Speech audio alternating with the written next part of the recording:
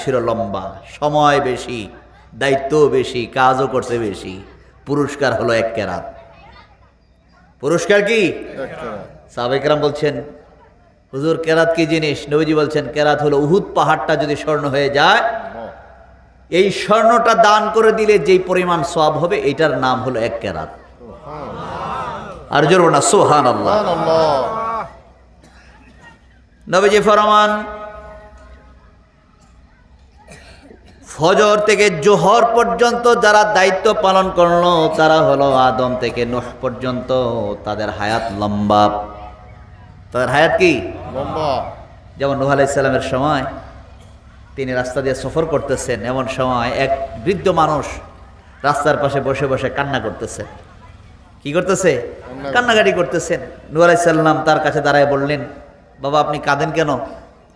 আমার নাতিটা অল্প বয়সে দুনিয়া থেকে বিদায় হয়ে গেছেন। তো আপনার নাতির বয়স কত? কয় প্রায় 400 বছর।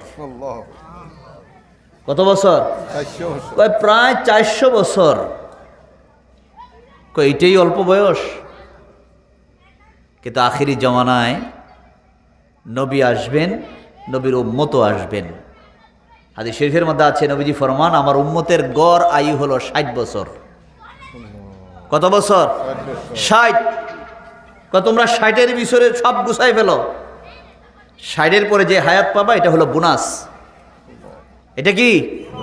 আপনি যদি বলেন যে আমি তো হায়াত আর পাই নাই, আমি তো আমার সংসারটাকে গুছাইতে পারি নাই, না, তোমাকে 60-এর ভিতরেই তোমাকে সব কি করতে হবে? গুছাতে হবে। 60 বছর। তখন নূহ আলাইহিস সালামকে প্রশ্ন করেন, এই উম্মতগুলা ওই নবীর উম্মতেরা কি বাড়িঘর করবে কিনা? কেননা এই 60 বছরের জন্য আর কি করবে? তারা কি বাড়িঘর করবে?